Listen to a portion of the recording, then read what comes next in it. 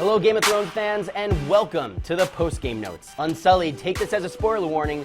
Go no further. Still with us? Great. It's the end of an era, and we have a lot of feelings. Let's start first with the theme song. Hearing it swell for the last time made us think of all the wonderful things that only Game of Thrones can deliver, like brooding shots of Tyrion's face, deaths that could have easily been avoided if you just took a few steps to the right, all the sick visuals of Dany, and all of those deranged leaders that we've loved before. We'll miss you all so dearly. Okay, now that we're through that stroll down memory lane, let's dig right into it. There's no denying that the finale was very controversial. I mean, it always was going to be controversial. There's like a petition out there with 1 million signatures on it to remake the whole damn season. Regardless of how you feel though, it's crucial to note that the finale had some amazing moments, as well as some confounding ones. Let's start with Dany and Jon. So Dany insists that she liberated the people of King's Landing. Did she? I mean, that's a word for it. Let's say Tyrion disagrees and loses his hand faster than Jaime in season 3. But this leads us to one of the biggest moments in God history. Daenerys enters the throne room, echoing her exact vision from the House of the Undying. But before she gets to rest her dragon-loving laurels on the throne, Jon shows up with a plan of his own.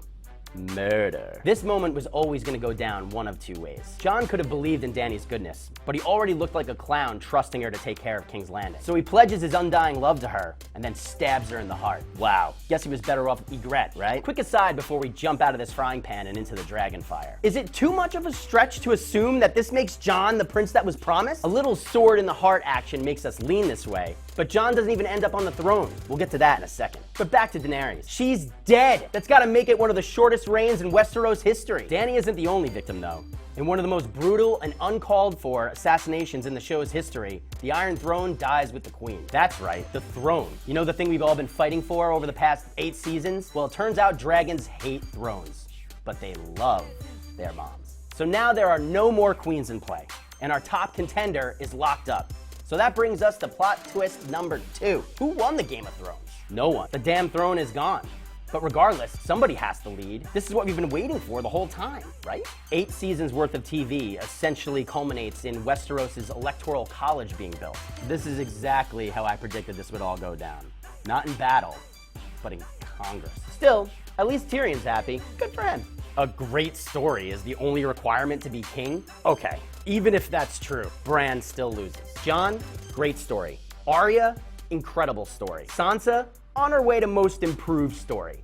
But Bran doesn't even exist, but he's our king now. Before you're ready to let this whole franchise burn to the ground, let's take a second to acknowledge the fact that Bran actually isn't a bad choice, because we've had a lot of terrible options over the years. Case in point, his first act is likely warging into a dragon. Let's hope it goes better than the Battle of Winterfell. And with that, we enter full-blown series wrap-up mode, where we see the pack disintegrate as Arya takes a turn for the Frodo Baggins, Sansa tells Bran to keep his hands off Winterfell, and Jon Snow goes full John Wayne, riding off to the Night's Watch with his dog and his boys. It's sad to see the family go their separate ways, but they're still alive, so we'll count our blessings for now. Aside from the pack, Tyrion is given a book within a book that Sam jokingly tells him he is not mentioned in. Are you kidding me?